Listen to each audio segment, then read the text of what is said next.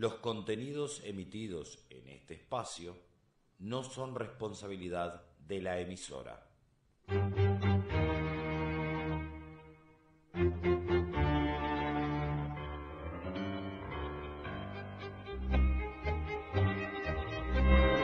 A continuación, en la mañana de la 94.5 FM del pueblo, La Otra Radio, las opiniones que importan.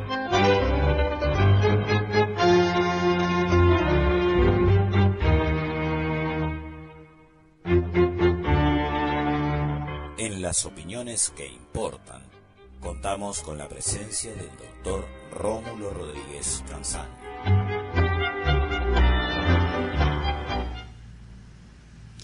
Buenos días, audiencia de la 94.5. Un informe de la CEPAL, Comisión Económica para América Latina y el Caribe, del 29 de mayo último, dice que, y leo textual, se ha vuelto costumbre decir que la inversión extranjera directa es importante porque va a generar empleo y que va a hacer partícipe a la población de los frutos del crecimiento, cierra comillas. Pero, según la señora Alicia Bárcena, secretaria ejecutiva de CEPAL, que es quien emite este informe, eso no es así. Luego de un estudio que abarca 10 años de inversiones extranjeras directas en América Latina y el Caribe, y en lo particular el año 2013, la señora Bárcena da a conocer ese resultado que contradice todo el discurso neoliberal de los gobiernos como el de Uruguay, Chile, Colombia, Perú y algún otro. El aporte de las inversiones extranjeras directas al aumento del empleo desde el 2003 al 2013 es secundario. No toda inversión extranjera directa crea empleo y algunas, de hecho, no crean ningún empleo. Es más, algunas inversiones y fusiones de transnacionales, es decir, uniones entre multinacionales que se unen en una sola, que luego hacen inversiones extranjeras directas, destruyen el empleo. En los últimos 10 años, solo 5 de cada 100 empleos fueron creados por las inversiones extranjeras directas. En ese periodo de tiempo, en cambio, las inversiones extranjeras directas sumaron 430.000 millones de dólares de ganancia en el continente que se llevaron a sus respectivos países, es decir, a Estados Unidos, a Europa, etc. Allá van las ganancias de UPM, por ejemplo, en el caso de Uruguay. Entre tanto, los gobiernos neoliberales que soportamos desde hace más de 40 años difunden el argumento falso de que la apertura económica al capital privado, a las multinacionales y a las inversiones extranjeras directas crea empleo. Un argumento para justificar un engaño. La propia CEPAL demuestra en su estudio por un periodo de 10 años que los flujos de capitales extranjeros a América Latina y al Caribe no crean empleo y que los argumentos neoliberales son falsos. Tampoco las inversiones extranjeras directas aumentan la capacidad productiva del país. Lo que aumentan es la capacidad productiva de la inversión extranjera directa y del capital privado, y por ciclos cortos, según el mercado. El inventario de las inversiones extranjeras directas continental en esos 10 años fue de 2 billones, es decir, millón de millones de dólares, según CEPAL, con ganancias que solo en un año, en el 2012, por ejemplo, sumaron 111.000 millones de dólares. Y el pingüe negocio sigue. En el 2013, las inversiones extranjeras directas continentales sumaron 180.000 millones de dólares según la CEPAL. Uruguay, claro, hace su aporte, regalando riqueza. No sabemos que estos datos se publiquen por la prensa oficialista, ni los vimos aparecer en los discursos de los precandidatos del Frente Político Neoliberal, o sea, del Partido Nacional, del Partido Colorado, del Partido Independiente y del Frente Amplio. No hablaron de ellos los opinólogos, tampoco habló de ellos el PIT-CNT.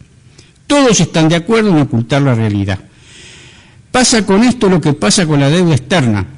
Así como se nos miente acerca del supuesto beneficio que nos traen las inversiones extranjeras directas, también se nos miente respecto a la deuda externa, sobre la cual los gobernantes, los políticos neoliberales en general de los 4 partidos con representación parlamentaria y los medios de prensa a su servicio, dicen que el total de la deuda es de 13.000 millones de dólares o de 14.000 millones de dólares, pretendiendo así que la relación deuda-producto bruto interno sea poco más del 20%. Y mienten a sabiendas, usando la artimaña de tomar solo en cuenta la parte de la deuda pública en la que los acreedores están identificados, que andan esos valores que he mencionado. Y que tampoco es una deuda chica, porque endeudan 4.000 dólares a cada ciudadano. La realidad que ocultan los políticos neoliberales es que hay además 19.000 millones de dólares de deuda que giran en la órbita del capital financiero, en manos de especuladores de bolsa y de otros tenedores de papeles de deuda uruguaya, cuyos titulares se ubican en esa cofradía de negocios bursátiles donde los dueños parece que no existen, no se sabe quiénes son, pero aparecen si Uruguay no paga. Y 14.000 millones de dólares más 19.000 millones de dólares suman 33.000 millones de dólares, a los que debe sumarse 15.000 millones de dólares de intereses. En total, unos 48.000 millones de dólares, o sea, el 96% del Producto Bruto Interno, unos 13.700 dólares por cada ciudadano. Pues bien, por encima de esto, el gobierno, apoyado por el silencio cómplice del Partido Nacional, del Partido Colorado y del Partido Independiente, promociona como un éxito que en esta semana que pasó y la otra nos endeudamos en 2.000 millones de dólares de deuda más. La maniobra del Ministerio de Economía y Finanzas, o sea, del gobierno, o sea, de todos los partidos políticos con representación parlamentaria de filosofía neoliberal, todos ellos, fue colocar 2.000 millones de dólares en bonos para obtener dólares, de modo que con parte de esa cantidad de dólares pudieran refinanciar deudas de corto plazo que se vencían ya. El país se endeudó más a largo plazo comprando con dinero prestado sus propias deudas de corto plazo. ¿Y por qué los acreedores aceptan el canje? Porque ganan. Canjearon 973 millones de dólares de corto plazo y se hicieron con 1.167 millones de dólares de largo plazo, cobrándole a Uruguay intereses mucho más altos. Y todavía dice el gobierno que hizo flor de negocio. ¿Qué le quedó en caja al Banco Central del Uruguay? Unos 824 millones de dólares. Queda al desnudo además que la calificación del grado inversor que aplaudían hace unos días fue un verso, porque los acreedores, en base a que saben realmente la debilidad de las finanzas del país, nos están cobrando varios puntos más de intereses por esos refinanciamientos. No somos un país de confianza, solo tenemos créditos del Fondo Monetario Internacional porque somos cada vez más una colonia. Estamos bicicleteando la deuda, porque al carecer de fondos genuinos para amortizarla, la tiramos para adelante, refinanciando, pagando intereses con más préstamos, etc. Esto expone además otro hecho. Los partidos neoliberales, el Partido Nacional, el Partido Colorado, el Partido Independiente y el Frente Amplio, desarrollan una política económica acordada, profundizando la dependencia colonial dentro de la estrategia de los organismos financieros internacionales, del Fondo Monetario Internacional, del Banco Mundial, del Banco Interamericano de Desarrollo, en suma, del imperio. El silencio parlamentario es parte táctica de esa estrategia. No puede esperarse más, pues, de parte de estos partidos políticos, un plan que sea de desarrollo nacional hacia la liberación nacional y hacia la integración en la patria grande. Al contrario, vemos la estrategia colonial desplegada en esta medida y además en otras medidas. Por ejemplo, la actual ley de bancarización que se está por aplicar. La primera etapa empieza ahora, en agosto de este año.